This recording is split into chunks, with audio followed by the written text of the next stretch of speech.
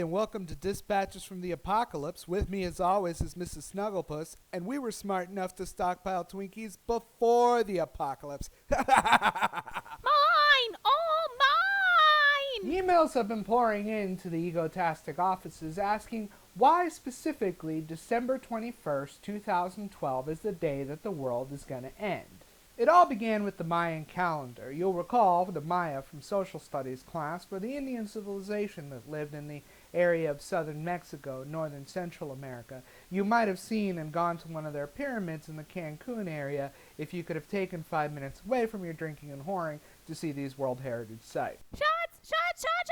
See, the calendar is divided up into 6,000-year-old units, and at the end of each 6,000 years comes Baktun, which is the Mayan apocalypse. That is when the flying feathered serpent Quetzalcoatl, or Kukulkan, will fly in, roast us all with his divine fire, and then eat us all, destroying the earth to be reborn into another 6,000-year-old cycle. I will consume you all with fire! Remember, the Maya knew a thing or two about death.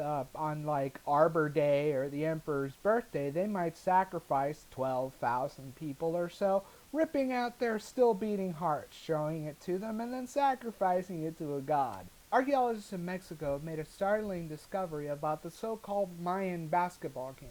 If you were ever forced on one of these tours by your parents, you'll remember that this was a game that they played on a basketball-like court with two little stone hoops. And the point of the game was to get a rubber ball in there by hitting it with your elbows, your knees, or your stomach. The catch was if you won, you got all the virgins and gold and Maya bucks or whatever. But if you lost, the captain of the losing team lost his head. You take an expert's opinion, right? A doctor tells you you're sick, you believe him. Well, the Maya were experts on death. Friends, we are the losers on the Mayan basketball game of civilization.